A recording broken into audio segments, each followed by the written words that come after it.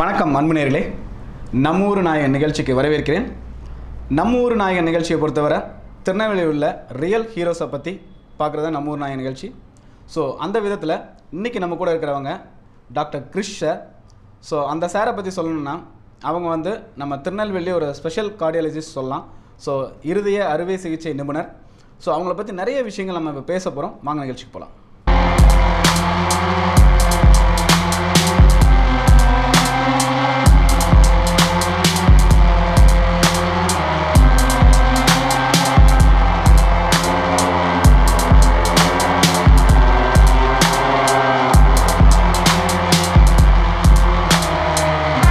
வணக்கம் sir.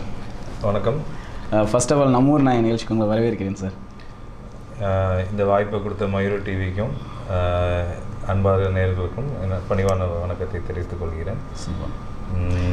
Sir, நம்ம வந்து ஃபஸ்ட்டு வந்து கிரிஷ் சார் யார்? ஸோ உங்களை பற்றி ஒரு சின்ன அறிமுகம். எனக்கு தெரியும், எங்கள் நேயர்களுக்கு வந்து உங்களோட பற்றி ஒரு சின்ன அறிமுகம் கொடுத்துருங்க. ஸோ உங்களோட அறிமுகம், உங்களோட பள்ளி படிப்பு, உங்கள் குடும்ப பின்னணி பற்றி ஒரு அறிமுகம் கொடுத்துருங்க. என்னோடய முழு பேர் டாக்டர் கிரீஷ் தீபக். நான் வந்து சொந்த ஊர் வந்து என்னோடய நேட்டிவ் வளர்ந்தது எல்லாமே நாகர்கோவில். ஸ்கூலிங் வரைக்கும் நாகர்கோவிலில் படித்தேன். அதுக்கப்புறம் காலேஜஸ் எல்லாமே சிதம்பரம் மெடிக்கல் காலேஜில் படிச்சுட்டு மேற்படிப்புக்காக கோயம்புத்தூரில் எம்டி ப்ளஸ் கார்டியாலஜி அங்கே முடித்தேன். அதுக்கப்புறம் எஃப்என்பி இன்டர்வென்ஷன் கார்டியாலஜிங்கில் ஒரு டிகிரி, அதாவது இருதயத்திற்கான ஆஞ்சியோகிராம் ஆஞ்சியோபிளாஸ்டி சம்மந்தப்பட்ட கதிர்வீச்சு சம்மந்தப்பட்ட ஒரு பதிவை வந்து பெங்களூரில் முடிச்சுட்டு இப்போதைக்கு இங்கே ப்ராக்டிஸ் பண்ணுறேன். என்னோடய தாய் தந்தையார் வந்து டாக்டர் மனோகரன், டாக்டர் லலிதா, நார்வேலில் சேர்ந்தவங்க. என்னோடய மனைவியார் டாக்டர் சிந்துஜா பாலமுருகன், இங்கே பேட்டையில் கனி ஹாஸ்பிட்டல், அவங்களோட தகப்பனார் டாக்டர் பாலமுருகன், அப்புறம் அவங்களோட அம்மா டாக்டர் கௌரிமாலா கனி ஹாஸ்பிட்டலுங்கிற நிறுவனத்தை நடத்திட்டு வந்துட்டுருக்காங்க. என்னோடய நிறுவனம் இங்கே நாராயணா ஹார்ட் சென்டர்ன்ட்டு பாளையங்கோட்டையில் இருக்கிறது. மற்றும் நான் ரோஸ்மேரி ஹாஸ்பிட்டல், இங்கே Shifa hospital, Krishna hospital, kidney care, இந்த மாதிரிப்பட்ட பல ஹாஸ்பிட்டல்ஸ்க்கு நான் இங்கே வந்து கன்சல்டன்ட் கார்டியாலஜிஸ்ட்டாக போயிட்டுருக்கேன். நம்ம வந்து நீங்கள் சொன்னீங்க அது ஒரு ஸ்பெஷல் படிப்பு ஒன்று நம்ம பெங்களூரில் போய் படிச்சுட்டு வந்தேன்னு சொல்லி. ஸோ அந்த இது சம்மந்தமாக நம்ம தமிழ்நாட்டில் வேறு யாராவது டாக்டர்ஸ் இருக்காங்களா, இல்லை உங்களோட தனித்தன்மை அப்படிங்கிறது என்ன? தனித்தன்மைங்கிறது இந்த இதுதான். இந்த டிகிரியை பொறுத்த வரைக்கும் நான் ஒரு எக்ஸாம் எழுதி அகில இந்திய அளவில் 8வது ரேங்க் எடுத்து நான் வந்து உள்ளே போனேன். ஒரு வருஷத்துக்கு கிட்டத்தட்ட 20 பேர் இந்த படிப்புக்கு தேர்வு மைய போகிறாங்க. இப்போதைக்கு கிட்டத்தட்ட இந்தியாவில் ஒரு 100 பேர் இருக்கோம் இந்த தேர்வு எழுதி பாஸ் ஆனவங்க. இல்லை தமிழ்நாட்டில் மட்டும் இப்போதைக்கு நாங்கள் ஒரு 6லேருந்து 8 பேர் இருக்கோம். மதுரை வரைக்கும் யாரும் கிடையாது. மதுரைக்கு கீழே இப்போதைக்கு நான் ஒருத்தன் திருநெல்வேலியில் வந்திருக்கேன். சவுத் ஜோனில் ஃபுல்லாக நீங்கள் தான்? அந்த யாரும் இல்லை, நாங்கள் மட்டும். Super sir. சார், அதுக்கப்புறம் வந்து நம்ம குடும்ப பின்னணி சொன்னீங்க, உங்கள் குடும்பமே full doctor family. So first வந்து உங்களுக்கு வந்து இந்த படிப்பு எத்தனையோ துறை இருக்குது. நம்ம வந்து சின்ன வயசுலேயே வந்து ஒவ்வொருத்தங்க ஒவ்வொரு அம்மா அப்பா வந்து ஒவ்வொன்றும் சொல்லி ஊட்டி வளர்ப்பாங்கன்னு சொல்லுவாங்க.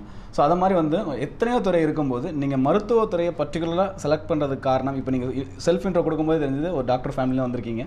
ஸோ அது காரணம் வந்து அதுதானா, இல்லை உங்களோட செல்ஃப் இன்ட்ரெஸ்ட்டாக?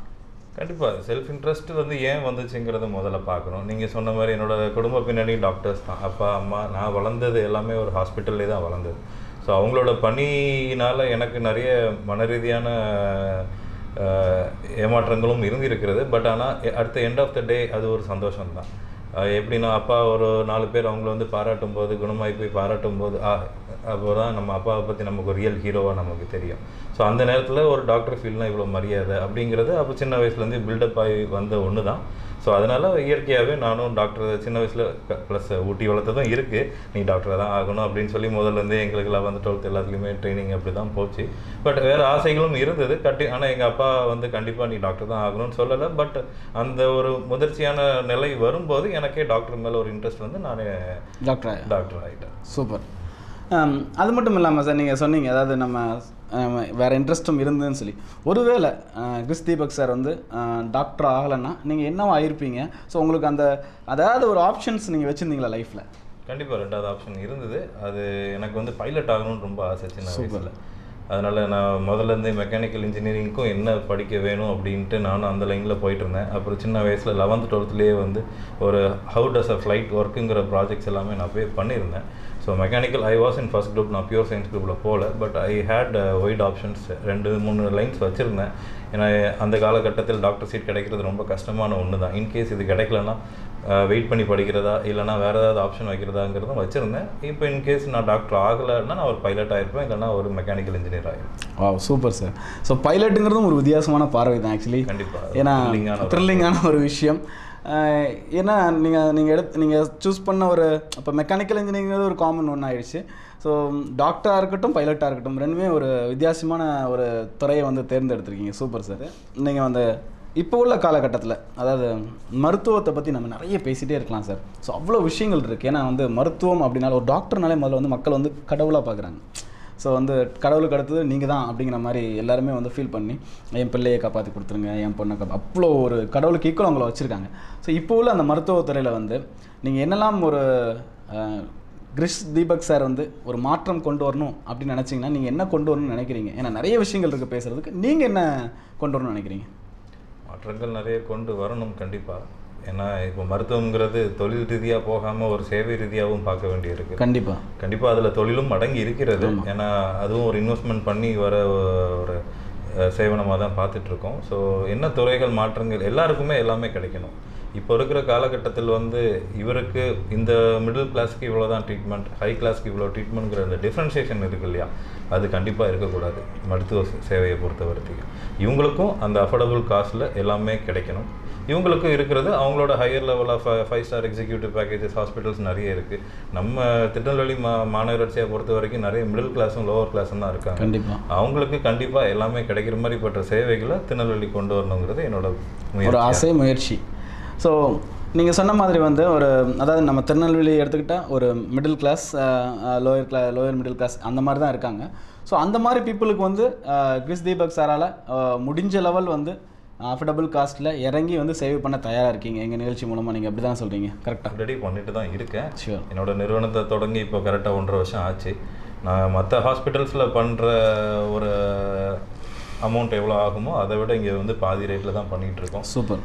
யாராவது முடியல இருந்தாலும் பாருங்கன்னு சொன்னாலும் நம்ம நீ பணம் இல்லைங்கிறனால நாங்கள் திருப்பி அனுப்புறது கிடையாது. இதே இது ப்ரைவேட் ஹாஸ்பிட்டல்ஸ்லையும் கார்பரேட் ஹாஸ்பிட்டல்லையும் உள்ளே போய் பார்க்க முடியாது. கண்டிப்பாக. பட் எங்கள்கிட்ட இருக்கும்போது நம்ம ஒரு சேவையாகவும் அதை பண்ணிக்கிட்டு இருக்கோம். அவங்களுக்கு தேவையான டெஸ்ட்டுக்கு எல்லாத்தையும் பண்ணிவிட்டு முடிஞ்ச அளவு கம்மியாகவும் பண்ணி கொடுக்குறோம். காசே இல்லைன்னா கூட பண்ணிவிட்டு விட தான் செய்கிறோம். ஸோ அது ஒரு சேவை மனப்பான்மையில் அது வர அந்த நாள் எண்டில் அது வந்து நமக்கு ஒரு சந்தோஷத்தை கொடுக்க தானே செய்யுது. கண்டிப்பாக கொடுக்கும். ஸோ அது கண்டிப்பாக அதை பண்ணுவோம். மற்றபடி ஏதாவது நான் சொல்கிற இந்த ஆஞ்சியோகிராம், ஆஞ்சியோபிளாஸ்டி இது எல்லாமே நல்லா படிச்சுட்டு என்னோட சார்ந்த ஃபீல்னால I know how to simplify the cost. கண்டிப்பாக. ஸோ அதில் எனக்கு வந்து அனுபவம் இருக்கிறனால நான் முடிஞ்ச அளவு திங்ஸ் யூசேஜ் எல்லாம் அதில் வந்து கம்மி பண்ணிவிட்டு அட் த பெஸ்ட் கொடுத்துட்டு I can cut short the price to half. So அந்த மாதிரி இப்போ ஆஞ்சியோகிராம் வந்து நான் கிட்டத்தட்ட பாதி ரேட்டில் பண்ணிகிட்டு இருக்கேன். ஆஞ்சியோபிளாஸ்டி தேவைப்படுறவங்களுக்கும் இன்சூரன்ஸ் ஃபெசிலிட்டிஸ் இருக்கிறவங்களுக்கு எல்லாருமே ஃப்ரீயாகவே பண்ணிகிட்டு இருக்கேன். Super sir. ரொம்ப அருமையாக சொன்னீங்க. அதாவது நம்ம எல்லாருக்கும் அந்த மருத்துவம் போய் சேரணும் என்ற மனப்பான்மை ரொம்ப பாராட்டத்தக்குது சார். ஏன்னா அதுதானே சார் உண்மை. இல்லை வந்து கடவுள் வந்து படைக்கும் போதே வந்து எல்லோரும் எப்படின்னு படைக்கல. ஸோ எல்லாருக்கும் போய் சேரணும்னு நினைக்கிறது ரொம்ப பாராட்டத்தக்கான விஷயம். ஸோ நீங்கள் வந்து ரொம்ப விரும்பி இந்த படிப்பை படிச்சிருக்கீங்க. ஸோ கண்டிப்பாக ஆப்வியஸ்லி வந்து உங்களுக்கு படிக்கும்போது ரொம்ப சுவாரஸ்யமான சம்பவம் வந்து கண்டிப்பாக எதாவது நடந்திருக்கும். ஸோ ஒரு அந்த டாக்டர் படிப்பு படிக்கும்போது, மருத்துவ படிப்பு படிக்கும்போது ஒரு சுவாரஸ்யமான விஷயம் நடந்திருக்கும். அதேமாதிரி மறக்க முடியாத விஷயம் நீங்கள் ஏதாவது ஒன்று பண்ணியிருப்பீங்க. கண்டிப்பாக ஏதாவது ஒரு விஷயத்தை யாராவது காப்பாற்றிருப்பீங்க. அதாவது நம்ம ஒரு சின்ன ஹெல்ப்பாக இருந்திருப்பீங்க. அது ரொம்ப மன நிறைவை கொடுத்துருக்கும். மறக்க முடியாத ஒரு விஷயம் நடந்திருக்கும். சுவாரஸ்யமான விஷயம் நடந்திருக்கும். இது ரெண்டும் என்ன?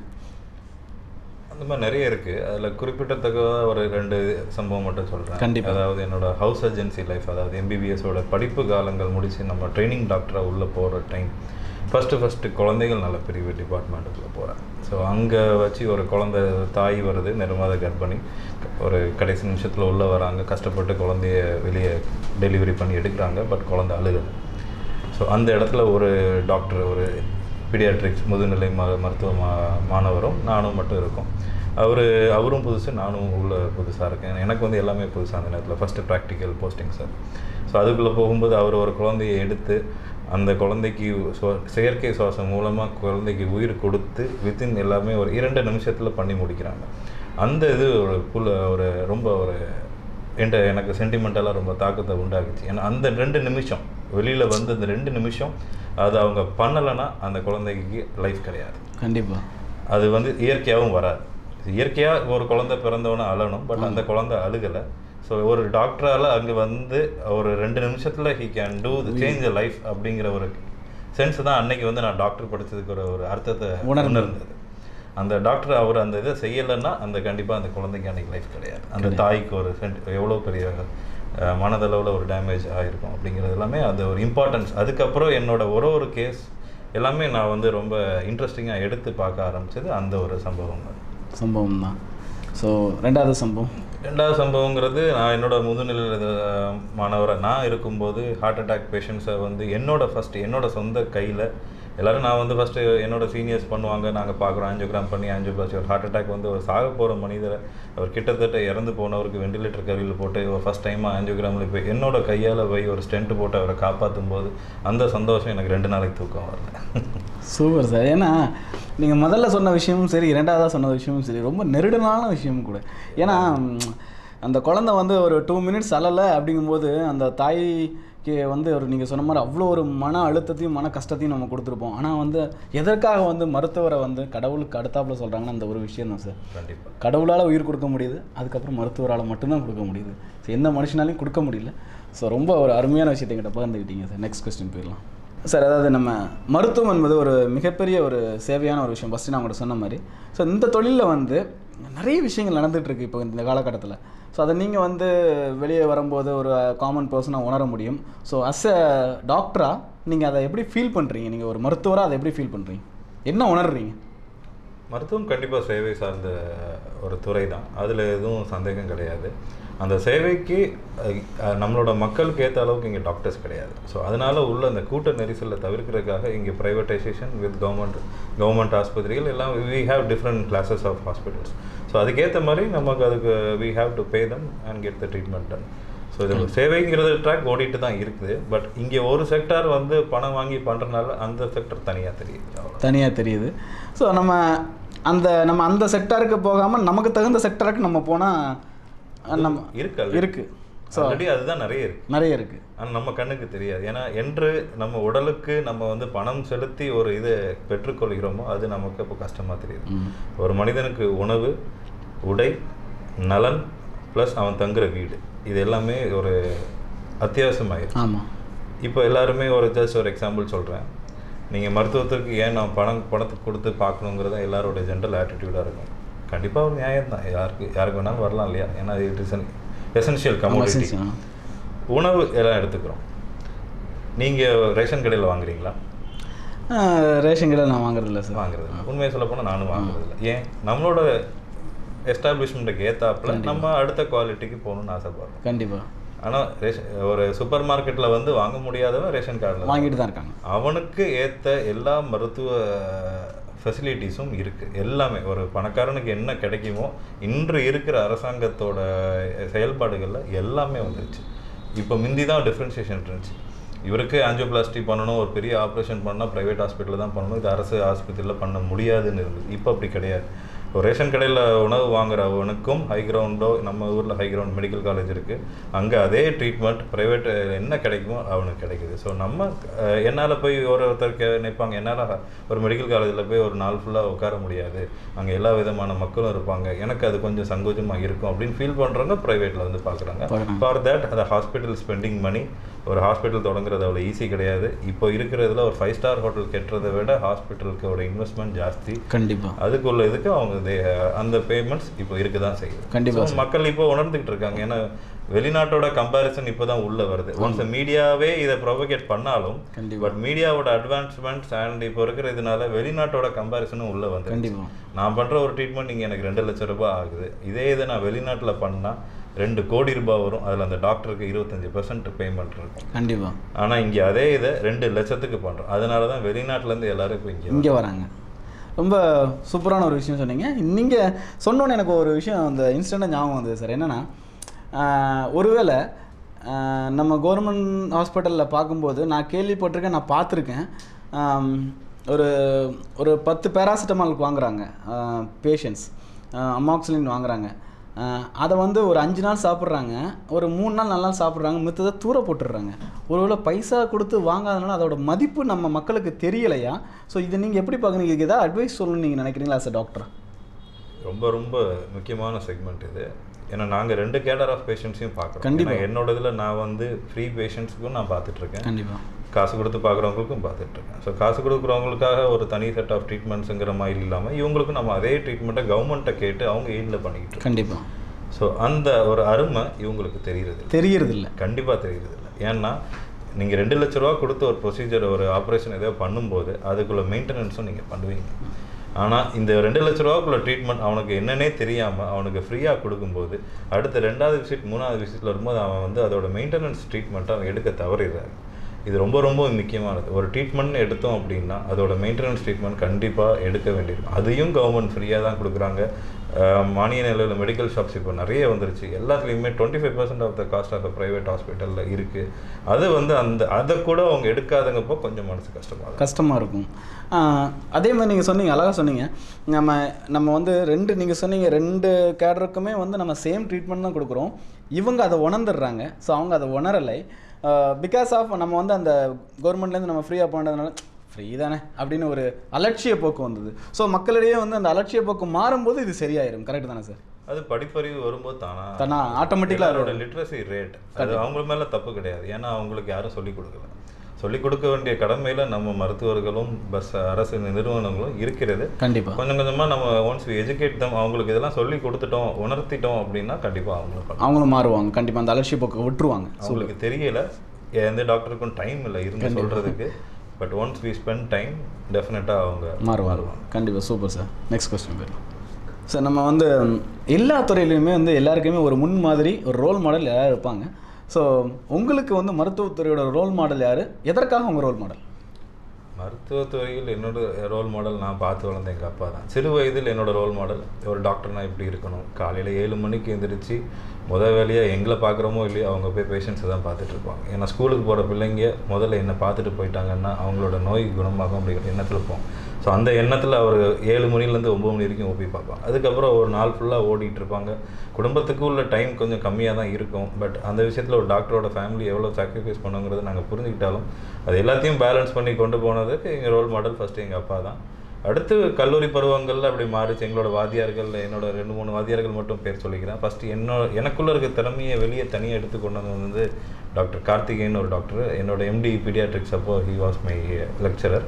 அவர் தான் வந்து உனக்கும் ஒரு திறமை இருக்குது, நீயும் கண்டிப்பாக எல்லாத்தையுமே செய்யணும் அப்படின்னு சொல்லி என்னை ஊக்குவிச்ச முதல் மனிதர். எல்லாரும் எம்பிஎஸ் நிறைய பேர், ஆனால் எனக்குன்னு ட்ரெயின் பண்ணியதில்லை. அவருக்கு ஒரு நல்ல ஒரு ரோல் மாடல் எனக்கு. அவரை பார்த்து அதுக்கப்புறம் நானும் அடுத்தடுத்து நிறைய எக்ஸாம்ஸ் எழுதணும்னு என்னை மாற்றினது அவர் தான். ஸோ அதில் ஒரு ரோல் மாடல். அப்புறம் கார்டியாலஜியை பொறுத்த வரைக்கும் எனக்கு 2 பேர் ரோல் மாடல். ஒன்று வந்து உதய் கனாலுக்கர்னு என்னோடய வாத்தியார், அப்புறம் நம்ம கேஎம் செரியன்கிற ஒரு சர்ஜன். அவரோட 75வது வயசில் அவருக்கு அடியில் நான் போய் ட்ரைனிங் போகிறேன். அவர் வேணால் ஒரு 40 வயசு இளைஞர் மாதிரி அவரோட தாக்கம் படிப்புலையும் அவரோட எஃபர்ட் ஆஃப் ட்ரீட்மெண்ட்லையும் பார்த்து நான் வியந்திருக்கேன். இவங்க எல்லாரும் எனக்கு மெயின் ரோல் மாடல். நிறைய பேர் இருக்காங்க. ஆனால் இது கண்டிப்பாக சூப்பர் சார். ஸோ நேர்களே பார்த்தீங்கன்னா நம்ம கிரிஷ் தீபக் சார் வந்து ரொம்ப ரொம்ப அருமையான விஷயங்கள், ரொம்ப உபயோகரமான விஷயங்களை வந்து நம்மகிட்ட ஷேர் பண்ணிகிட்டு இருக்காங்க. தொடர்ந்து அவங்கள்ட்ட நிறைய கேள்விகள் கேட்க போகிறோம். சார் பொதுவாகவே வந்து எல்லா துறைகளிலுமே வந்து போட்டி பொறாமை இது எல்லாமே இருக்கும்.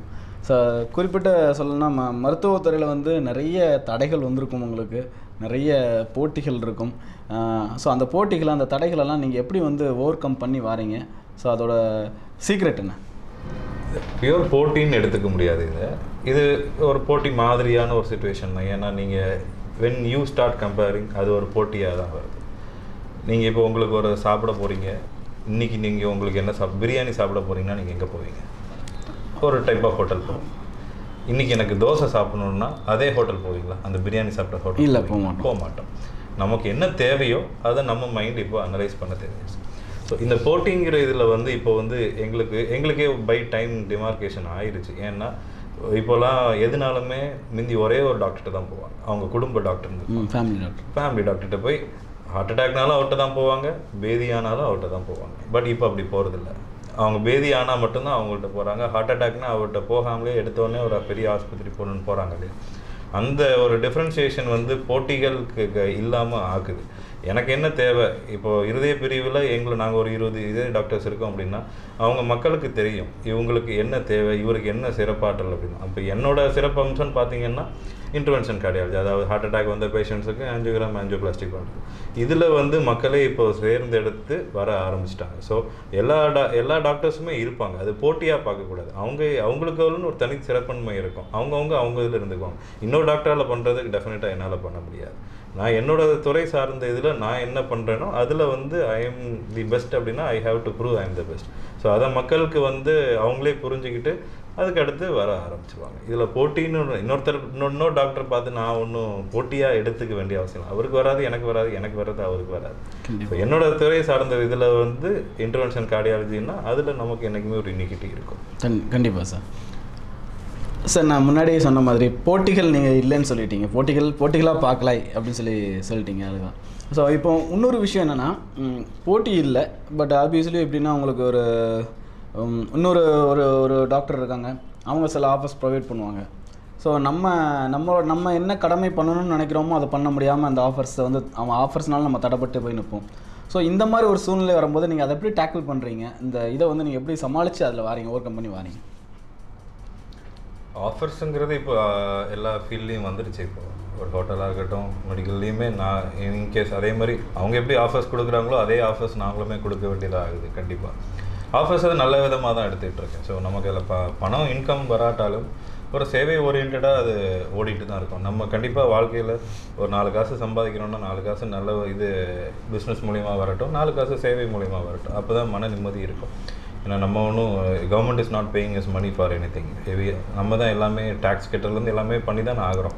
நான் வாங்குகிற இன்ஸ்ட்ருமெண்ட்ஸ்லேருந்து நான் இருக்கிற இடம் வரைக்கும் கவர்மெண்ட்டுக்கு டேக்ஸ் கட்டிட்டு தான் இருக்கேன்.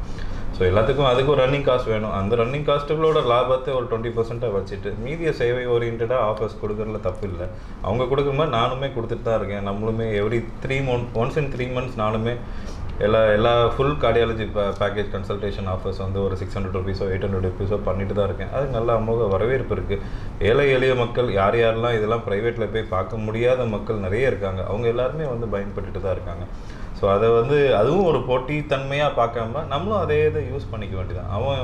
அவங்க எப்படி அதை யூஸ் பண்ணுறாங்களோ கண்டிப்பாக அது. ஏன்னா பெரிய ஹாஸ்பிட்டல்ஸ், கார்ப்பரேட் ஹாஸ்பிட்டல்ஸை போட்டு போகும்போது கண்டிப்பாக ஒரு புது டாக்டருக்கு இதெல்லாம் ஒரு கஷ்டங்கள் இருக்க தான் செய்யும். இந்த கஷ்டங்களாக எடுத்துக்க வேண்டாம். இந்த பிக்கிங் அப் டைம்னு போனாங்க, ஒரு டாக்டர் வந்தோடனே ஊருக்குள்ள எல்லாருக்கும் தெரியறதில்லை. அவங்களுக்கு இந்த மாதிரி ஆஃபர்ஸ் மூலிமாவும் அவங்க செய்கிற ட்ரீட்மெண்ட்டோட பலன் அவங்களுக்கு அதுக்கு அடுத்து தெரிய ஆரம்பிக்கும். சார் ரொம்ப சூப்பராக சொன்னீங்க. அதாவது நம்ம போட்டியாக பார்க்காம, ஸோ அவங்க துறையில் ஆஃபர் கொடுத்துறாங்க, அவங்களோட இதில் கூட நம்ம துறையில் ஒரு ஆஃபர் கொடுத்து முடிஞ்சளவு சேவையாக ஒரு விஷயத்தை பண்ணலாம் அப்படின்னு சொல்லி சூப்பராக சொன்னீங்க. ஸோ அது மட்டும் இல்லாமல் நீங்கள் வந்து ஒரு மருத்துவர் ஆஸ் எ டாக்டராக வந்து எங்களோட நேயர்களுக்கு, மயூரி டிவி நேயர்களுக்கு, பார்த்துட்டு இருக்கிற எல்லா நேயர்களுக்கும் அதாவது நம்ம முதலுதவிகள், ஃபர்ஸ்ட் எய்ட், அதாவது நம்ம ஒரு விஷயம் நடந்தால் வந்து அதை எப்படி நம்ம முதலுதவி பண்ணி அதுக்கப்புறம் டாக்டர் அணுகணும், இல்லை அந்த ஒரு சில விஷயங்கள் வராமல் இருக்கிறதுக்கு ப்ரிகான்ஷியஸாக வராமல் இருக்கிறது என்னெல்லாம் தடுக்கணும், அந்த மாதிரி ஒரு சில டிப்ஸ் வந்து எங்கள் நேயர்களுக்கு சொல்லுங்கள். இது ரொம்ப முக்கியமான கேள்வி. நம்ம நேயர்களுக்கு இதில் நான் 2 விஷயம் ஸ்ட்ரெஸ் பண்ணிக்க விரும்புகிறேன். ஒன்று விழிப்புணர்வு, இன்னொன்று அவங்களோட சோம்பேறித்தனத்தை கொஞ்சம் ஒதுக்கிட்டு டாக்டரை பார்க்கணுங்கிற அந்த எண்ணம் வரணும். மக்கள் இங்கே எல்லாருக்குமே விழிப்புணர்வு இருக்கிறவங்களுக்கு ஒரு பேசிக் அடிப்படை சோம்பேறித்தனம் இருக்கும். ஒரு சந்தேகம்னு வந்தால் ஒரு டாக்டரை போய் பார்க்குறதுக்கு வந்து உடனே நம்ம யாரும் பார்க்குறதில்ல. அது ப்ராக்டிக்கல் ட்ரூத். அதுதான். ஒரு டவுட் வந்தால் அந்த நோய் முத்தட்டோன்னு ஒன்று வெயிட் பண்ணுவோம், இல்லைனா நாளைக்கு போய் பார்த்துக்கலாம் அப்படிங்கிற. இதெல்லாம் மற்ற நோய்களுக்கு சரி, பட் ஹார்ட் அட்டாக்கை பொறுத்த வரைக்கும் அது சரி வராது. ஒரு விழிப்புணர்வும் எல்லாருக்கும் வேணும். எது வந்து ஹார்ட் அட்டாக்காக இருக்கலாம் அப்படிங்கிற ஒரு பேசிக் நாலேஜ் எல்லாருக்கும் தெரியணும். அடுத்து அதோட ப்ரிவென்ஷனுக்குள்ள மெத்தட்ஸ் எல்லாருக்கும் தெரியணும். அடுத்து அந்த விழிப்புணர்வு எல்லாம் தெரிஞ்சதுக்கப்புறம் how to you are going to get prevented from this, இதுலேருந்து எப்படி நம்ம காப்பாற்றி கொள்கிறது. இந்த 3 செக்மெண்ட்டை நான் அதை பேசிக்காக சொல்லிடுறேன். ஃபஸ்ட்டு விழிப்புணர்வு. ஒரு ஹார்ட் அட்டாக்னால் என்ன? ஹார்ட்டுக்கு ஒரு ரத்தம் செலுத்துகிற ரத்த குழாய்களில் பிளாக் ஆனால் heart attack. But heart is a muscle, ஃபுல்லாக வந்து டைம் இஸ் மசில் அப்படிங்கிறோம். ஹார்ட் அட்டாக்கை பொறுத்த வரைக்கும் மற்ற நோய்கள் வந்து எப்படி மாறுபடுது அப்படின்னா, ஒன்ஸ் நீங்கள் ஹார்ட் அட்டாக் வந்துட்டீங்கன்னா எவ்வளோ சீக்கிரம் அந்த ஹார்ட் அட்டாக்கை வந்து நம்ம அந்த பிளாக்கை எடுத்து விடணும். ஒரு மணி நேரத்துக்கும் உள்ளே ஆகிற தசையோட டேமேஜ் இஸ் பெர்மனெண்ட். இப்போது உதாரணத்துக்கு சொல்கிறேன், ஒரு 2 மணி நேரத்தில் வந்தீங்கன்னா ஒரு 20% டேமேஜ் இருக்கும். 3 மணி நேரத்தில் வந்தீங்கன்னா 30% டேமேஜ் இருக்கும். 5 மணி நேரம் கழிச்சு வந்தீங்கன்னா 50% டேமேஜ் இருக்கும். 6 மணி நேரம் கழிச்சு வந்தால் மோர் தென் 50% டேமேஜ். அதுக்கப்புறம் வாழ்க்கை ஃபுல்லாக ஒரு ஹார்ட் நோயாளியில் ரொம்ப டிப்ரெஸ்ட் ஸ்டேஜில் தான் அவன் வாழணும். ஸோ அதுக்காக தான் வந்து ஹார்ட் அட்டாக்னு ஒரு டவுட் வந்துச்சுன்னா உடனே வந்து பார்க்க சொல்கிறோம். ஒரு மணி நேரமும் உள்ள உங்களோட 10% ஃப்யூச்சர் வாழ்க்கைன்னு ஞாபகம் வச்சுக்கோங்க. ஸோ லேட் ட்ரீட்மெண்ட் ரொம்ப பிரயோஜனம் கிடையாது. ஸோ அதனால் இன்னொரு நாள் பார்த்துக்கலாம், இன்னொரு நாள் வெயிட் பண்ணி பார்த்துக்கலாம், நோய் முத்துனா பார்த்துக்கலாம் அப்படிங்கிறதுல பார்த்துட்டு விட்டு அது ஹார்ட் அட்டாக்காக இருந்தால் நீங்கள் அதுக்கப்புறம் ஹாஸ்பிட்டல் வந்து அதில் பிரயோஜனமே கிடையாது. ஸோ டவுட் வந்துருச்சு, ஹார்ட் அண்ட் டவுட் வந்துருச்சுன்னா உடனே வரணும். இதுதான் இந்த முதல் விழிப்புணர்வு நான் நேயர்களுக்கு சொல்ல விரும்புகிறேன். ஸோ இதை எப்படி நீங்கள் கண்டுபிடிக்க போகிறீங்க? ஒரு டவுட் வருது, ஒரு நெஞ்சு வலியோ ஒரு வயிறு வலியோ ஒரு இடது தோல் வலியோ வருது, அது உங்களுக்கு ஹார்ட்லேருந்து வரலான்னு டவுட் வந்துச்சுன்னா பக்கத்தில் எங்கேயாவது எல்லா முக்குக்கு இப்போ லேபரேட்டரி இருக்குது, இசிஜி எடுக்கிற வசதிகள் வந்துடுச்சு. பக்கத்தில் போய் முதல்ல ஒரு இசிஜி எடுங்க. அந்த இசிஜியில் நார்மல் இசிஜியோ அப்நார்மல் இசிஜியோ கம்ப்யூட்டர் சொல்ல போகும். நார்மல் இசிஜின்னா ஒரு 2 மணி நேரம் நீங்கள் வெயிட் பண்ணி பார்க்கறதுல தப்பு இல்லை. ஒரு அப்நார்மல் இசிஜின்னு வந்தால் உடனே ஒரு கார்டியாலஜிஸ்ட் உங்கள் பக்கத்தில் இருக்க கார்டியாலஜிஸ்ட்டை போய் கண்டிப்பாக பார்க்கணும்.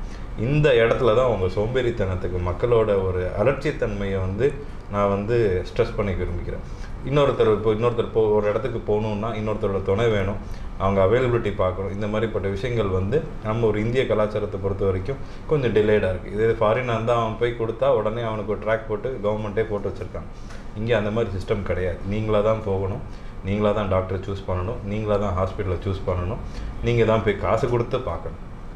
அப்படி ஒரு சிஸ்டம் வந்து அலட்சியத்தன்மையிலலாம் விட்டுறக்கூடாது. அந்த மாதிரி வரும்போது ரொம்ப ரொம்ப முக்கியம், ஹார்ட்டுன்னு ஒரு டவுட் இருந்துச்சுன்னா நீங்கள் கண்டிப்பாக போய் அந்த டாக்டரை பார்த்து அது ஹார்ட் அட்டாக் இல்லைங்கிறத நீங்கள் கன்ஃபார்ம் பண்ணதுக்கப்புறம் நீங்கள் ரிலாக்ஸ் பண்ணிக்கலாம். But if it is a heart attack, early treatment is very very important. அதனால தான் எவ்வளோ சீக்கிரம் போக முடியுமோ அவ்வளோ சீக்கிரம் போக சொல்கிறேன். இந்த ஒரு விழிப்புணர்வு ப்ளஸ் ஒரு அலட்சியத்தனத்தை இல்லாமல் நம்ம இருந்தோம்னா நம்ம மோஸ்ட் ஆஃப் த நோய்களை தவிர்த்துக்கலாம். அடுத்து எல்லோரும் காமனாக கேட்குறது, எனக்கு ஹார்ட் அட்டாக் வருமா? ஒருத்தருக்கு சுகர் இருக்கும், ஒரு ஸ்மோக்கிங் ஹேபிட் இருக்கும், இவங்களுக்கு வருமா அப்படிங்கிறது இவங்களுமே முன்கூட்டியே கண்டுபிடிச்சி வைக்கிறது ரொம்ப ரொம்ப அவசியம். அது எப்படி முன்கூட்டியே கண்டுபிடிக்க போகிறீங்க? அதுக்கு தான் எல்லா ஹாஸ்பிட்டல்ஸ்லேயுமே இசிஜி, எக்கோ, ட்ரெட்மில்ங்கிற எல்லா வசதிகளும் இப்போ இருக்குது. உங்களை டாக்டர் இருதய மருத்துவர் நாங்கள் பரிசோதிச்சுட்டு இசிஜி, எக்கோலாம் பார்த்துட்டு உங்களை ட்ரெட்மில் டெஸ்ட்டுன்னு ஒரு இதில் நடக்க வைப்போம். அதில் வந்து அது என்னென்னா, அவங்க நடக்கும்போது கண்டினியூஸாக இசிஜி எடுத்துக்கிட்டே இருக்கும். உங்களோட அதிகமான வேகமாக நடக்கும்போது உங்களோட ஹார்ட்டோட ஸ்ட்ரெயின் எங்களுக்கு அதில் தெரியும். அந்த ஸ்ட்ரெயினில் பிளாக்குகள் இருக்கிற ஹார்ட் ஒரு விதமாக பிஹேவ் பண்ணும், பிளாக்குகள் இல்லாத ஹார்ட் ஒரு விதமாக பிஹேவ் பண்ணும். அந்த பிஹேவியரை வச்சு கண்டுபிடிச்சிடும். ஒரு 50 வயசு தக்க ஆள் சுகர் இருக்குது, ஸ்மோக்கிங் இருக்குது அப்படின்னா அந்த வருஷமோ இல்லை அது அடுத்த வருஷமோ ஹார்ட் அட்டாக் வரதுக்கு சான்சஸ் இருக்குது. ஹார்ட் அட்டாக் வந்ததுக்கப்புறம் ஓடாமல், நான் ஏற்கனவே சொன்ன மாதிரி வந்ததுக்கப்புறம் பார்த்து பெரிய பிரோஜனம் இல்லை, வந்ததுக்கப்புறம் ஓடாமல் முன்கூட்டியே பிளாக்கை கண்டுபிடிச்சி ஆஞ்சியோபிளாஸ்டியோ ஒரு அறுவை சிகிச்சையோ பண்ணிக்கிறது ரொம்ப ரொம்ப நல்லது. அது எப்படி கண்டுபிடிக்க போகிறோம்னா இந்த மாதிரிப்பட்ட பேசிக் பேக்கேஜஸில் கண்டுபிடிக்க போகிறோம். அதுதான் மீடியாலே சொல்லுவாங்க, உங்களுக்கு தெரியும், ஒரு நீயா நானால ஒரு பெரிய இதுவே விழுந்தது, மாஸ்டர் செக்கப் அவசியமா இல்லையா. அப்போ எங்களுக்கு பார்க்க ரொம்ப குதர்க்கதமாக இருந்துச்சு. நான் இந்த மாதிரி எவ்வளவோ பேரை காப்பாற்றிருக்கோம். இன்கேஸ் அவன் ஹார்ட் அட்டாக்காக வந்து அவன் இறந்துருந்தா அப்படின்னா அவன் அந்த மாஸ்டர் செக்கப்பால் மட்டும்தான் முடிஞ்சிருக்குமே தவிர மாஸ்டர் செக்கப் இல்லாமல் அவங்கள கண்டுபிடிச்சிருக்க முடியாது. அதனால் ஒரு மாஸ்டர் செக்கப்போட ஒரு அங்கீகாரமாக ஒரு கார்டியாக் செக்கப்புங்கிறது கண்டிப்பாக அவசியம். அது யாருக்கு பண்ணணுங்கிறது ஒரு செலக்டட் இண்டிவிஜுவல், ஹை ரிஸ்க் இண்டிவிஜுவல்ஸ்க்கு கண்டிப்பாக பண்ணி தான் ஆகணும். நீங்கள் ரோட்டில் போகிற எல்லாருக்கும் பண்ண போகிறது அது வந்து தப்பு. அது கமர்ஷியலைசேஷன். யாருக்கு வேணுமோ அவங்களுக்கு மட்டும் நம்ம பண்ணிக்கணும், யாருக்கு தேவையோ அது எல்லாமே அட் ரிஸ்க் இண்டிவிஜுவல்ஸ் நம்ம பிரித்து பண்ணிக்கிறோம். ஸோ இதுதான் இப்போது திருநெல்வேலி மக்களுக்கு நான் சொல்லிக்க விரும்புகிறது. விழிப்புணர்வு, உங்கள் அலட்சியத்தனம் ரெண்டையுமே எப்படி நீங்கள் கொண்டு போகிறீங்கிறத வச்சு தான் இருக்குது. Super sir. இன்னும் ரொம்ப முக்கியமான ஒரு விஷயம் உங்கள்கிட்ட கேட்கணும் சார். என்னென்னா, நம்ம மக்கள் வந்து அவங்களோட அலட்சியத்தன்மை, நீங்கள் சொன்ன மாதிரி ஒரு சோம்பேறித்தனத்தம் அந்த மாதிரி விஷயத்தை கடைப்பிடிக்கிறதுனால ஒரு தலைவலிக்கு வந்து ஒரு ஜெண்டுமாம் தேய்க்கிறாங்க, ஒரு சாரிடான் மாத்திரை போடுறாங்க, இந்த மாதிரி ஒரு விஷயம் அவங்களே எடுத்துக்கிறாங்க. என்ன கேட்டால் வந்து எந்த ஒரு உடம்புல சாப்பிட்ற மாத்திரை எந்த ஒரு இதுவுமே வந்து டாக்டர் அட்வைசபுளாக இல்லாமல் பண்ணக்கூடாதுங்கிறது என்னோட கருத்து. ஸோ அதை அவங்க சின்ன இதுன்னு நினச்சி எடுத்துக்கிறாங்க. ஓகே, ஒரு நம்ம உயிர் சம்மந்தப்பட்ட விஷயம் இருதயம், அது துடிச்சாதான் நம்ம உயிரோடு இருக்கவே முடியும்.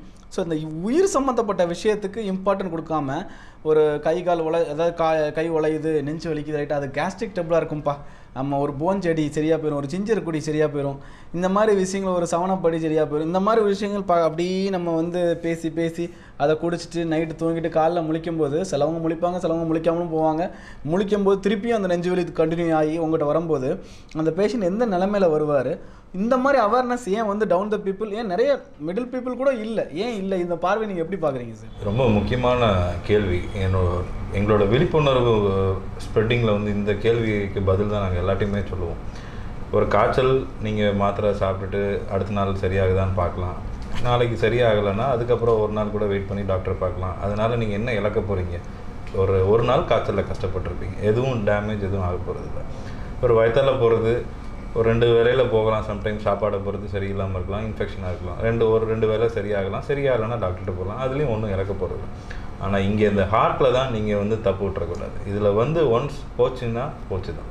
ஒன்ஸ் அந்த டேமேஜ், நான் ஏற்கனவே சொன்ன மாதிரி 20%, 30%, 40%, 50% ஒரு மணி நேரத்துக்கும் டேமேஜ் ஆகிட்டு இருக்க போகிற ஹார்ட் ஒரு 50% மேலே டேமேஜ் ஆயிடுச்சுன்னா நீங்கள் அது ஹார்ட்டோட பம்பிங் தன்மையை இழந்துடும். ஒன்று உயிரிழப்புக்கு வாய்ப்பு ஜாஸ்தியாக இருக்கும், இல்லைனா ஹார்ட் ஃபெயிலியர் பேஷண்ட்டாக தான் நீங்கள் வாழ்க்கை ஃபுல்லாக சுற்ற வேண்டியிருக்கும். இந்த இதை தவிர்க்கிறதுக்கு தான் உடனே விழிப்புணர்வு. என்ன ஒரு சந்தேகம் வந்தால் உடனே இசிஜி எடுத்து டாக்டர் பாருங்கள். நம்ம மக்களுக்கு இருக்கிற மேஜர் ப்ராப்ளம் இது தான். ஏன்னா அங்கே போனால் ஒரு இசிஜி எடுப்பாங்க, ஒரு டாக்டரை பார்க்க வைப்பாங்க, வெயிட் பண்ண வைப்பாங்க, ஒரு 500 1000 பில்லை போட்டுருவாங்க. நம்ம ஏன் தேவையில்லாமல் ஸ்பெண்ட் பண்ணணும்? எப்படி நீங்கள் நினைக்கிறது நியாயம்தான். பட் நாங்கள் எங்களோட பாயிண்ட் ஆஃப் வியூவை சொல்லிடுறோம். 10ல் 8 பேருக்கு அது இல்லாமல் தான் போகுது. ஸோ நாங்கள் வாங்குகிற அந்த பணம் கொடுத்து வாங்குகிற டெஸ்ட்டு பண்ணுறதுல 10 பேருக்கு 8 பேருக்கு இருக்காது தான்.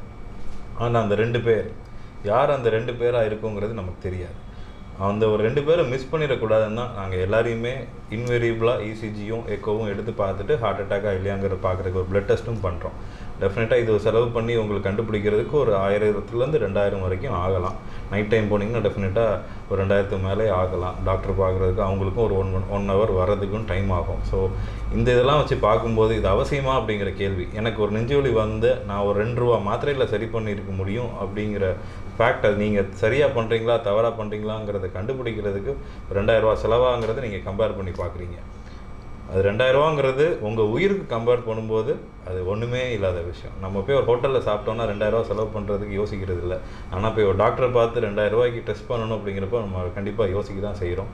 அந்த எல்லாமே கொஞ்சம் கொஞ்சமாக மாறும். பட் இந்த மாதிரி ஒரு விட்டுறக்கூடாது. ஒருத்தர் ஹார்ட் டேமேஜ் ஆனாருன்னா அவங்க லைஃப் லாங் ஒரு மாதத்துக்கு 10,000 ரூபா செலவு பண்ண வேண்டியிருக்கும். இந்த மாதிரிப்பட்ட கன்ஃபியூஷன்ஸ்லாம் வராமல் இருக்கிறதுக்கு தான் அந்த ஒரு டவுட்டுன்னு வந்ததுன்னா உடனே இப்போ இசிஜி எடுத்து டெஸ்ட் பண்ணி பாருங்கள். அன்னைக்கு ஒரு நைட்டுக்கு செலவு பண்ணுற ஒரு 1000 2000க்கு யோசிக்காதீங்க.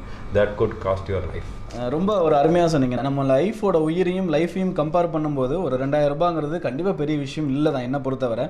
ஏன்னா வந்து நம்ம முடிஞ்சதுக்கப்புறம் ஐயோ ஐயோன்னு கத்துறதை விட முடிகிறதுக்கு முன்னுக்கூட்டி நம்ம உயிரை நம்ம லைஃப்பை நம்ம பாதுகாத்துக்கிறது ரொம்ப நல்லது. ஸோ நேயர்களே, ரொம்ப ரொம்ப முக்கியமான விஷயம் நான் உங்களை வேண்டி விரும்பி கேட்டுக்கிறது, கிறிஸ் சார் சொன்ன மாதிரி உங்களுக்கு வந்து ஒரு நெஞ்சு வலி வருது அப்படின்னா தயவு செய்து நீங்கள் இங்கே தான் வந்து பண்ணணும்னு சார் சொல்லவே இல்லை. பக்கத்தில் இருக்கிற கார்டியாலஜிஸ்ட் ஃபஸ்ட்டு கன்சல்ட் பண்ணுங்கள். அதை முதல்ல உங்களுக்கு நெஞ்சு வலியா இல்லை நார்மல் வலியான்னு கன்சல்ட் பண்ணிவிட்டு அதை கன்ஃபார்ம் பண்ணிவிட்டு அதுக்கப்புறம் உங்கள் இஷ்டத்துக்கு நீங்கள் போஞ்சு குடிங்க, 7up குடிங்க, எதுனாலும் குடிச்சுக்கோங்க. வித் டாக்டர் பார்த்துட்டு அவங்க என்ன சொல்கிறாங்களோ அதை நீங்கள் பண்ணிக்கோங்க, ஃபாலோ பண்ணிக்கோங்க. தயவு செய்து அலட்சியமாக இருந்து உங்கள் லைஃப்பை நீங்கள் ரொம்ப ரொம்ப ரொம்ப காம்ப்ளிகேட்டடாக ஆக்கிக்காதீங்க. ஸோ நெக்ஸ்ட் கொஸ்டின் நிறைய கேட்க வேண்டியிருக்கு, சார் தொடர்ந்து கேட்கலாம். சார், அதாவது நம்ம கார்டியாக் அரெஸ்ட் அப்படின்னு ஒன்று சொல்கிறாங்க, ஹார்ட் அட்டாக் அப்படின்னு சொல்கிறாங்க. ஸோ ஹார்ட் அட்டாக் அப்படிங்கிறத வந்து நீங்கள் வந்து அதை பற்றி நிறைய விளக்கங்கள் சொன்னீங்க எங்கள் நேயர்களுக்கு. கார்டியாக் அரெஸ்ட்னா என்ன? திடீர்னு ஒருத்தவங்க பேசிகிட்டு இருக்காங்க, அவங்க அப்படி நெஞ்சை பிடிக்கிறாங்க, அப்படி இறந்துடுறாங்க. அதே வந்து ஹார்ட் அட்டாக் வந்து அவங்களும் நெஞ்சை பிடிக்கிறாங்க, வலிக்குதுங்கிறாங்க, நீங்கள் காப்பாற்றிடுறீங்க. ஸோ இந்த ரெண்டுக்குள்ள டிஃப்ரெண்ட் என்ன? எங்கள் நேர்களுக்கு நிறைய குழப்பங்களாக இருக்கும். ஸோ அந்த குழப்பங்களை வந்து இந்த கார்டியாக் அரெஸ்ட்டுக்கும் ஹார்ட் அட்டாக்கும் உள்ள டிஃப்ரென்ஸ் என்னங்கிறத சொல்லிடுங்களேன். கார்டியாக் அரெஸ்ட்டுங்கிறது வேறு என்டைட்டி, ஹார்ட் அட்டாக்குங்கிறது வேறு என்டைட்டி. ஹார்ட் அட்டாக்குங்கிறது ஹார்ட்டில் ஆரம்பிக்கிற ஒரு மேஜர் தனிப்பட்ட பிரச்சனை. கார்டியாக் அரெஸ்ட்டுங்கிறது அந்த ஹார்ட் நிற்கிறது. ஹார்ட் அட்டாக்குங்கிறது ஹார்ட்டுக்கு போகிற இரத்த குழாய்களில் பிளாக் ஆகி இன்னும் நிற்கலை, ஓடிட்டு தான் இருக்குது, அதுதான் ஹார்ட் அட்டாக். கார்டியாக் அரெஸ்ட்டுக்கு நிறைய காரணங்கள் இருக்கலாம். மூளையில் ஸ்ட்ரோக் வந்தவங்களும் கார்டியாக் அரெஸ்ட்டில் தான் இறப்பாங்க. ஒரு ஆக்சிடென்ட் ஆனவங்களும் பிளட் லாஸ் ஆகி கார்டியாக் அரெஸ்ட்டில் தான் இறப்பாங்க. அந்த ஜஸ்ட்டு இறக்குறதுக்கு முந்தின ஸ்டேஜ் தான் கார்டியாக் அரெஸ்ட். அது ஹார்ட்டுன்னு இல்லாமல் பிரெயினாக இருக்கலாம், லங்ஸாக இருக்கலாம். ஒரு கிருமி தாக்கம் ஃபுல்லாகி செப்டிக் ஷாக் ஆகி ஐசியூவில் போய் இருக்கிற பேஷண்ட்ஸ் எல்லாருக்குமே கடைசி நோட்ஸ் பார்த்தீங்கன்னா அது கார்டியாக் அரெஸ்ட்டாக தான் இருக்கும். கார்டியாக் அரெஸ்ட்டுங்கிறது வேறு சில காரணங்களாலேயோ இல்லை ஹார்ட்னாலேயோ அந்த ஹார்ட் எப்போ அதோட செயல் இழக்கிறதோ அதுதான் கார்டியாக் அரெஸ்ட். ஹார்ட் அட்டாக் என்பது ஹார்ட்டுக்கு போகிற இரத்த குழாய்க்கு பிளட்டு போகாமல் ஹார்ட்டோட செயல்பாடு குறையிறது இல்லையா, அதுதான் ஹார்ட் அட்டாக். ஹார்ட் அட்டாக்கும் பேஷண்ட்ஸும் கடைசியில் இறக்கும்போது கார்டியாக் அரெஸ்ட்டாக தான். ஹார்ட் எப்போ நிற்கிதோ அது ஹார்ட்டில் அதுதான் கார்டியாக் அரெஸ்ட்டும்பாங்க. ஸோ ஹார்ட் அட்டாக்கையும் கார்டியாக் அரெஸ்ட்டையும் குழப்பிக்க வேண்டாம். பட் நீங்கள் சொல்கிற என்டைட்டிஸ் ஏன் எல்லாருக்கும் பயப்படுறாங்க அப்படின்னா, ஒருத்தர் எல்லாருக்குமே ஹார்ட் அட்டாக்குங்கிற பயம் வந்து எப்போது அவங்க குடும்பத்தில் யாராவது ஒரு நண்பரோ இல்லைன்னா பக்கத்து வீட்டில் யாராவது ஒருத்தர் பேசிகிட்டு இருக்கும்போது சடனாக இறந்துருவாங்க. பேசிகிட்டு இருந்தார், இறந்துட்டார். பைக் ஓட்டிகிட்டு இருந்தார், மயக்கம் போட்டு விழுந்துட்டார். அவர் ஏதோ கேம்ஸ் விளாண்டுட்டு இருந்தாங்க, டென்னிஸ் விளாண்டுட்டு இருந்தார், அப்படி பாதி கேமில் விழுந்துட்டாங்க. இது வந்து கார்டியாக் அரெஸ்ட். இந்த மாதிரி உள்ள இறப்புகளுக்கு ஹார்ட் அட்டாக் தான் காரணம். ஏன் ஹார்ட் அட்டாக் வந்து ஏன் இவ்வளோ பயப்படுறோம்? ஒரு 20 வருஷம் முன்னாடி பார்த்தோம் அப்படின்னா, இந்த அட்வான்சஸ் எல்லாமே வர்றதுக்கு முன்னாடி பார்த்தோம் அப்படின்னா 4 பேருக்கு ஹார்ட் அட்டாக் வந்தால் அதில் 3 பேர் இறந்து போயிடுவான். ஒருத்தன் தான் ஹாஸ்பிட்டல் போய் சேருவான். ஹாஸ்பிட்டலுக்கு ட்ரீட்மெண்ட்லையும் பொழைச்சி வர்றதில் ஒருத்தன் தான் செலவு. மொத்தம் 3 பேர் இறந்துருவாங்க. இப்போ இருக்கிற அட்வான்சஸில் பார்த்தோம் அப்படின்னா ஹார்ட் அட்டாக்ங்கிறது இப்போது பயம் உள்ள ஃபீல்டு தான். பட் இருந்தாலும் ஒரு டாக்டர்கிட்ட போனோம், காப்பாற்றிடுவோம், அவருக்கு பைபாஸ் பண்ணாங்க, இவருக்கு ஆஞ்சியோபிளாஸ்டி பண்ணாங்கிறதெல்லாம் இப்போ ஈஸியாக சொல்ல ஆரம்பிச்சிட்டாங்க. ஏன் அப்படின்னா அந்த ஒரு நம்பிக்கை தான். ட்ரீட்மெண்ட் எல்லாம் வந்துருச்சுங்கிறது மக்களுக்கு இப்போ தெரியுது. ஸோ 4 பேரில் இப்போ இருக்கிற ட்ரீட்மெண்ட் மொடாலிட்டிஸில் ஒருத்தரோ இல்லை மேக்ஸிமம் போனால் 2 பேர் தான் இறக்குறாங்க. பட் இந்த இறப்பை நம்ம முடிஞ்ச அளவுக்கு கட்டுப்படுத்த முடியலை. பட் 3லேருந்து இப்போ 4ல் 1 கொண்டு வந்ததே மருத்துவ ரீதியான ஒரு சாதனை தான். ஸோ இதெல்லாம் தான் இந்த எவ்வளோ சீக்கிரம் ட்ரீட்மெண்ட் பண்ணுறோமோ அவ்வளோ சீக்கிரம் காப்பாற்றக்கூடிய வாய்ப்புகள் இருக்கும்.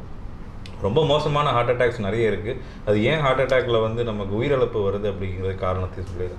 ஒன்ஸ் அந்த ஹார்ட்டுக்கு ரத்த ஓட்டம் போகலைங்கிறது வரும்போது, வேலை செய்யாமல் போகும்போது ஹார்ட்டோட பம்பிங் கெப்பாசிட்டி குறையுது. அது ரத்தத்தை எடுத்து உடம்புல இருக்கிற எல்லா உறுப்புக்கும் சப்ளை பண்ணும். இன்கேஸ் ஒரு கீழே இருக்க ரத்த குழாயில் பிளாக் ஆனால் அவனுக்கு ஒன்றும் பெரிய டேமேஜ் இருக்க போகிறதில்ல. பட் ஓரளவு பம்பிங் ப்ரிசர்வ் ஆயிரும்.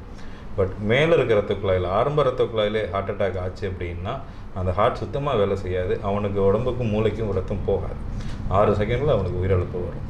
இல்லைன்னா ஹார்ட் அட்டாக் ஆகும்போது ஷார்ட் சர்க்கியூட்ஸ் வரும் ஹார்ட்டுக்குள்ளே. அந்த எலக்ட்ரிக்கல் இன்ஸ்டபிலிட்டியும் ஹார்ட்டை ஃபங்க்ஷன் ஆக விடாது. அதுவும் ஒரு 5 செகண்ட்லேருந்து 6 செகண்டில் உயிரிழப்பு வரும். ரொம்ப ரேர் கேஸ் சினரியோவில் அந்த ஹார்ட் அட்டாக் ஆன இடத்துக்கும் நார்மல் இடத்துக்கும் நடுவில் கிழிவுகள் ஏற்படும். அதுவும் செகண்ட்ஸில் உயிரிழப்பு வரும். ஸோ இதெல்லாம் ஒரு ஹார்ட் அட்டாக்கோட காம்ப்ளிகேஷன்ஸ். இதுதான் ரொம்ப ரேர் கேஸ் சினரியோ. எங்களையும் மீறி பேஷண்ட்டுகளை இழக்கிறதுக்கு இது ஒரு காரணம். அது கடவுளோட அனுகிரகத்தில் நம்ம வந்து வேண்டிக்கிட்டால் அதுவும் வராமல் பார்த்துக்கலாம். அதாவது நீங்கள் நிறைய விஷயங்கள் சொன்னீங்க, நிறைய அட்வைஸ் சொன்னீங்க. ஒரு பர்டிகுலரான ஒரு விஷயம் என்னென்னா, இந்த காலத்து யங்ஸ்டர்ஸ், அதாவது இளைஞர்கள் வந்து அதாவது நிறைய நன்வழியில் போகிறாங்க, ஒரு சில வந்து தீய வழியிலையும் போகிறாங்க. ஸோ அவங்கள எல்லாருக்குமே இளைஞர்களுக்கு வந்து அப்துல் கலாம் சொல்லியிருக்காரு வந்து, இன்றைய இளைஞர்கள் நாளைய வந்து இந்திய நாட்டின் தூண்கள் அப்படின்னு சொல்லியிருக்காங்க. ஸோ அந்த மாதிரி ஒரு பில்லர் ஆஃப் த இந்தியா அப்படி அவங்கள வந்து நல்வழிப்படுத்துறதுக்கு உங்கள் பார்வையில் உள்ள அட்வைஸ் சொல்லுங்கள். இளைஞர்கள் தான் நாட்டின் கண்கள். கண்டிப்பாக அவங்க நல்லா இருந்தால் தான் நாடு நல்லாயிருக்கும், குடும்பம் நல்லாயிருக்கும். ஸோ இளைஞர்கள் மாடர்னைசேஷனில் ரொம்ப பாதிப்படைஞ்சிருக்காங்க. நம்ம இருக்கிற கரண்ட் மாடர்னைசேஷன் நெட்வொர்க்கில் சிகரெட் பிடிக்கிறதா இருக்கட்டும், தண்ணி அடிக்கிறதா இருக்கட்டும், இது எல்லாமே வந்து இப்போ இருக்கிறதுல common. It's a social stigma ஆயிடுச்சு. ஏன் என்று கேட்டால் இளைஞர்களுக்கு வந்து எக்ஸ்ப்ளோரிங் மைண்ட். கண்டிப்பாக ஒரு இதை நீங்கள் பார்த்தீங்கன்னா அதை எடுத்து பார்க்கணுங்கிற ஒரு ஆசை வரும். ஒரு இதை பாக்ஸை போய் அவன் முன்னாடி வைங்க, அதுக்குள்ளே என்ன இருக்குன்னு அவன் பார்ப்பான். அதனால வந்தது தான் இந்த ஸ்மோக்கிங் ட்ரிங்கிங்கோட கலாச்சாரங்கள் ஜாஸ்தி. ஸோ இளைஞர்களுக்கு நான் என்ன சொல்கிறேன், எக்ஸ்ப்ளோரேஷன்ஸ் அண்ட் கேமிங்ஸ் அப்பார்ட், உங்கள் லைஃப், உங்கள் ஃப்யூச்சரை யோசிங்க. Set your goals good. உங்கள் ஃபேமிலி, நீங்கள் இப்போ பண்ணுற தப்பு உங்கள் ஃபேமிலி செட்டில் ஆகிற ஸ்டேஜில் வந்து பாதிக்கும். ஸோ ட்ரிங்கிங் அண்ட் ஸ்மோக்கிங் சுத்தமாக அலோவ் பண்ணவே கூடாது. ஃப்ரெண்ட்ஸ் குடிக்கிறாங்க, அந்த படத்தில் அந்த சிகரெட் அந்த ஹீரோ அப்படி குடித்தான், அவனுக்கு அது ஒரு ஸ்டைல் ஃபேக்டர். ஸோ அந்த ஸ்டைல் ஃபேக்டர் உங்களுக்கு கிடையாது. அவன் ஹீரோ, நீங்கள் சராசரி மனிதன். ஸோ அவனை பார்த்து நீங்கள் உங்களோட ஸ்டைல் ஃபேக்டரை கூட்டாதீங்க. ஸோ நீங்கள் உங்களோட ஹெல்த்தை பார்த்துக்கிற வரைக்கும் டயட், சிகரெட் அண்ட் ட்ரிங்கிங், இந்த 3ல் வந்து கான்சன்ட்ரேஷன் பண்ணணும். சிகரெட் அண்ட் ட்ரிங்கிங் கண்டிப்பாக எடுக்கக்கூடாது. இப்போ இருக்கிற காலகட்டத்தில் ஸ்ட்ரெஸ்ஃபுல் காலமாகி போயிடுச்சு. எல்லாருமே ஓடிக்கிட்டு இருக்கோம். கண்டிப்பாக எல்லா மீல்லையும் எல்லாருமே ஓடிக்கிட்டு இருக்கோம். ஸ்ட்ரெஸ்ஸை குறைச்சிக்கோங்க. Stressful life is a major cause for heart diseases. So ஸ்ட்ரெஸ்ஸை குறைச்சிக்கணும். அடிக்க வேண்டிய நேரம் தூங்குங்க. அப்புறம் கெட்ட பழக்கங்கள் எதுவும் வேண்டாம். அப்புறம் நல்ல ஆரோக்கியமான சாப்பாடு. இந்த ஃபாஸ்ட் ஃபுட்டில் சாப்பிட்றது, அங்கே போய் பரோட்டா கடைகளில் சாப்பிட்றது எல்லாத்தையுமே முடிஞ்ச அளவு தவிர, அதான் மாதத்துக்கு ஒரு தடவை ஆசைக்கு சாப்பிட்டுக்கலாமே தவிர டெய்லி சாப்பிட்ற பழக்கம், வாரத்தில் 3 நாள் சாப்பிட்ற பழக்கங்கள்லாம் பண்ணக்கூடாது. இது எல்லாமே உங்களோட 20 வயசில் ஆரம்பிச்சிங்கன்னா உங்களோட 40வது வயசில் பிரச்சனை இருக்கும். முந்திலாம் 60 வயசில் வந்த நோய்கள் இப்போ 40-30 வயசில் வர்றதுக்கு காரணம் நம்மளோட வெளியில் போகிற பழக்கங்கள் எல்லாமே 20 வயசுலேருந்து ஸ்டார்ட் ஆயிடுச்சு. ஸோ இளைஞர்களுக்கு நான் முக்கியமான சொல்லிக்கணும், உணவு பழக்கங்களில் ரொம்ப ஸ்ட்ரிக்டாக இருங்க. ஆசைக்கு சாப்பிடுங்களே தவிர டெய்லி அந்த மாதிரி சாப்பாடை சாப்பிடாதீங்க. ஸ்மோக்கிங் அண்ட் ட்ரிங்கிங்கை டோட்டலாக அவாய்ட் பண்ணுங்கள். ஸோ நீங்கள் சொன்ன மாதிரி வந்து இந்த இளைஞர்கள் வந்து அந்த ஸ்டைல் ஃபேக்டருக்கு வந்து ரொம்ப அடிக்ட் ஆகிட்டாங்களோ அப்படின்னு நானுமே நினைப்பேன். ஏன்னா வந்து நம்ம தலைவர் ரஜினி வந்து அப்படி போடுறாரு அப்படிமா, அதை மாதிரி போகணும் நம்ம ட்ரை பண்ணி நம்ம லைஃப்பை நம்மளே காம்ப்ளிகேட்டாக உள்ளே கொண்டு போய் வச்சுக்கிட்டு அதுக்கப்புறம் நம்ம யோசிக்கக்கூடாது நீங்கள் சொன்ன மாதிரி. ஸோ யங்ஸ்டர்ஸ் எல்லாருமே வந்து சார் சொன்னது நீங்கள் கொஞ்சம் நல்லபடியாக வந்து மனசில் ஏற்றுக்கோங்க. ஸோ அவங்கெல்லாம் ஹீரோ. ஸோ நம்ம வந்து சாதாரண திருநெல்வேலியில் அங்கங்கே லாந்திட்டு இருக்கிற மனுஷங்க தான். ஸோ வந்து அவங்க பண்ணுறாங்கிறது நம்ம பண்ண வேண்டாம். என்றைக்குமே வந்து நம்ம படம் பார்க்குறோமா, ஒரு 3 மணி நேரம் வந்து என்ஜாய் பண்ணுறோமா, தலைவராக தலையாராக இருக்கட்டும், நம்ம வந்து கத்துறோமா என்ஜாய் பண்ணுறோமா, அதை அங்கேயே தேட்டர்லேயே விட்டுட்டு நம்ம வந்துடணும். ஸோ வந்து நம்ம அதை நம்ம ஃபாலோ பண்ண போய் நம்ம லைஃப்பை வந்து நம்ம ஃபேமிலியை எல்லாமே பாதிக்கிற மாதிரி வச்சுக்கக்கூடாதுன்னு சொல்லி நான் நினைக்கிறேன். ஸோ நெக்ஸ்ட் ஒரு முக்கியமான கொஸ்டின் சார். ஏன்னா நான் வந்து உங்கள் லைஃப்பில் நிறைய பேருக்கு நீங்கள் நன்றி சொல்ல வேண்டியிருக்கும். ஸோ பிகினிங்லேருந்து நம்ம வந்து அப்பா அம்மா இருக்கலாம், யாருக்கா நண்பர்களாக இருக்கலாம், எல்லாருக்குமே அந்தந்த நேரத்தில் வந்து தேங்க்ஸ் சொல்லிட்டு இருக்க முடியாது இல்லையா? இந்த மாதிரி ஒரு அருமையான தருணத்தில் வந்து நீங்கள் உங்கள் யாரெல்லாம் மிஸ் பண்ணுறீங்களோ அவங்களாம் நீங்கள் தேங்க்ஸ் சொல்லலாம் சார். ஸோ நன்றி சொல்ல வேண்டியது பெரிய லிஸ்ட்டு. இதில் நீங்கள் சொல்கிற மாதிரி ஃபஸ்ட்டு நான் நன்றி சொல்ல வேண்டியது என்னோடய தாய் தந்தை மனோகரன் அண்ட் லலிதா. அவங்களோட உழைப்பும் அவங்களோட தியாகங்கள் தான் என்னை வந்து இந்த நிலைமைக்கு இன்றைக்கி ஊருக்குள்ளே நான் ஒரு பெரிய பேர் சொல்லிக்கிற அளவுக்கு கார்டியாலஜிஸ்ட்டாக இருக்கேன்னா முழு கிரெடிட் வந்து அவங்களோட வாழ்க்கையை அவங்களோட டெடிகேட் பண்ணி தான் கண்டிப்பாக போகும். ஸோ என்னோடய தாய் தந்தைக்கு நான் இது ஒரு தருணமாக வச்சு நன்றி சொல்லிக்கிறேன். அடுத்தது என்னோடய குருக்கள். நான் 4 டிகிரி படிச்சிருக்கேன். ஸோ 4 டிகிரி எனக்கு படித்த தந்த குருக்கள் எல்லாருக்குமே நன்றி சொல்ல தெரியும். அதில் இருதய சம்மந்தப்பட்ட பிரிவுக்கு ஒன்ஸ் நான் உள்ள மேற்படிப்பை படிக்க ஆரம்பிச்சதுலேருந்து அதுவாக இருக்கட்டும், இருதய கதிர்வீச்சில் இருக்கட்டும், அதுலேருந்து அவனை 20-30 குருக்கள் நான் தாண்டி வந்திருக்கேன். அவங்க எல்லாருமே எனக்குன்னு ஒரு பாசத்தையும், டாக்டர் கிரீஷ் தீபக் அப்படின்னா அவனுக்குன்னு ஒரு இடம் கொடுத்து மரியாதையும் கொடுத்து எனக்கு வந்து சொல்லிக் கொடுத்த எல்லா குருக்களுக்கும் அதில் ஒரு சில பேர் மட்டும் சொல்லிக்கிறேன். டாக்டர் கார்த்திகேயன், நான் ஏற்கனவே சொன்ன மாதிரி, அப்புறம் டாக்டர் ரமேஷ், டாக்டர் பாலச்சந்திரன், அதுக்கப்புறம் என்னோடய இருதய பிரிவில் doctor Jayas Bhuvaneswaran, doctor G Rajendran, doctor Shanmuga Sundaram, doctor Ramasamy, doctor Tamilarasu, doctor Sajan Narayan. இவங்க எல்லோரும் தான் எனக்கு பேசிக் ஃபவுண்டேஷன் கொடுத்தவங்க. அதுக்கப்புறம் என்னோடய மேற்படிப்பில் doctor Kannan, doctor Parendar, doctor Sanjay Mehrotra, doctor Uday Kanolkar, இவங்க எல்லா பிரதீப் குமார் ஷெட்டி, இவங்க எல்லாருக்கும் எனக்கு வந்து ரொம்ப மனமார்ந்த நன்றிகள். இது எல்லாத்தையும் என்னை சாதிக்க விட்ட என்னோடய மனைவி டாக்டர் சிந்துஜா பாலமுருகன். குடும்பத்துக்கு டைம் எந்த நேரத்தில் நான் அவசியப்பட்டேனோ அந்த நேரத்தில் நான் படிக்க போனேன். ஸோ அந்த நேரத்தில் என்னை படிக்க விட்டு என்னை வந்து டெய்லி என்னோடய டைமிங்ஸை அட்ஜஸ்ட் பண்ணி எனக்காக என் கூட இருந்து எல்லாத்தையும் அட்ஜஸ்ட் பண்ணுற என் ஒய்ஃப் டாக்டர் சிந்துஜா பாலமுருகன், அவளுக்கு ரொம்ப ரொம்ப நன்றியை தெரிவித்துக் கொள்கிறேன். Super sir. இப்போ நீங்கள் வந்து இவ்வளோ விஷயங்கள் நீங்கள் என்கிட்ட ஷேர் பண்ணிக்கிட்டீங்க. ஸோ நீங்கள் இந்த நம்ம ஊர் நாயகன் நிகழ்ச்சியில் நம்ம ஊர் நாயகன் சீட்டில் உட்காந்துருக்கீங்க. ஸோ நம்ம நிகழ்ச்சியை பற்றி நீங்கள் என்ன நினைக்கிறீங்க? நம்ம ஊர் நாயகனில் உட்காந்து உங்களுக்கு எவ்வளோ ஒரு ப்ரௌட் மூமெண்ட்டாக இருக்குதுன்னு சொல்லுங்கள் சார். இது ஒரு ஃபென்டாஸ்டிக் ஃபீல். ஒருத்தரோட ஒரு மனிதனோட அடையாளம் வந்து ரெக்கக்னிஷன். கண்டிப்பாக அந்த ரெக்கக்னிஷனை கொடுக்குற உங்களை மாதிரி ஆட்களுக்கு நிஜமாகவே அது ஹேட்ஸ் ஆஃப் தான். நம்ம மயூரி டிவி ஏற்கனவே ரொம்ப ஃபேமஸான டிவி. நான் ஊருக்குள்ளே வந்த புதுசில் மயூரி டிவி அப்படின்ட்டுனாலாம் வியப்பாக பார்த்த காலங்களும் இருக்கிறது. அதில் இப்போ நீங்கள் என்ன உட்கார வச்சுக்கிறது எனக்கும் ரொம்ப பெருமையாக இருக்குது. ஸோ எல்லா இளைஞர்களையும் நீங்கள் அடையாளம் காட்டுறீங்க ஊருக்கிறதுக்கு. அது வந்து it's a really good job. So I congratulate mister Vinod and the whole Mayuri TV team for the fantastic efforts. And இதே மாதிரி இன்னும் நிறைய பேர் நீங்கள் எல்லாரையும் அடையாளம் பண்ணி கொண்டு வந்தீங்கன்னா நம்ம ஊருக்குள்ள இருக்கிற மக்களுக்கு நம்ம ஊர் மக்கள் மேலே இருக்கிற நம்பிக்கை கண்டிப்பாக கூடும். கண்டிப்பாக ட்ரீட்மெண்ட்டாக இருக்கட்டும், எல்லாருக்குமே நம்ம ஊர் மக்களை விட்டுட்டு மதுரையோ சென்னையோ தான் ஓடுறாங்க. அங்கே இருக்கிறவங்களோட இப்போ நிறைய பேர் படிச்சு இங்கே வந்தாச்சு. ஸோ இப்போ slowly we are getting recognised. அதே மாதிரி தான் இங்கே இருக்கிற இளைஞர்களை நீங்கள் அடையாளம் படுத்தி கொடுங்க. எல்லாருக்கும் அவங்கவுங்களோட அடையாளம் நம்ம ஊர்லேயே கிடைக்கட்டும். இன்னொருத்தர் ஊர்லேருந்து நம்ம வேண்டாம். கண்டிப்பாக சார், சூப்பராக சொன்னீங்க. ஏன்னா நம்ம நிகழ்ச்சி பேரே வந்து நம்ம ஊர் நாயகன் அப்படின்னு சொல்லி ஒரு நிகழ்ச்சி தான். ஸோ ஏன்னா எல்லா ஊர்லேயுமே வந்து அந்தந்த நான் ஊரில் அந்தந்த ஹீரோஸ் இருக்காங்க. ஸோ வந்து என்னை பொறுத்தவரை ரஜினிகாந்த் மட்டும்தான் சூப்பர் ஸ்டார் கிடையாது. ஸோ வந்து திருநெல்வேலியில் கார்டியாலஜிஸ்ட்டில் வந்து நீங்கள் ஒரு சூப்பர் ஸ்டார். ஸோ ஒவ்வொரு துறையிலையும் ஒவ்வொரு சூப்பர் ஸ்டார் இருந்துகிட்டே இருப்பாங்க. ஸோ எங்களோட நோக்கம், மயூரி டிவியோட நோக்கம் வந்து பர்டிகுலராக இதுதான் சார். ஏன்னா எல்லாருமே வந்து சூப்பர் ஸ்டார், நான் வந்து தளபதி அப்படின்னு வந்து தூக்கி நிப்பாட்டாமல் திருநெல்வேலியில் ஒரு சூப்பர் ஸ்டார் இருக்காங்க, இந்த பர்டிகுலர் துறையில் இவங்க சூப்பர் ஸ்டார், அந்த பர்டிகுலர் துறையில் அவங்க சூப்பர் ஸ்டார் அப்படின்னு சொல்லி எங்களை நிகழ்ச்சி மூலமாக வெளிக்கொண்டு தான் எங்களோட முதல் முழுமையான நோக்கமும் கூட.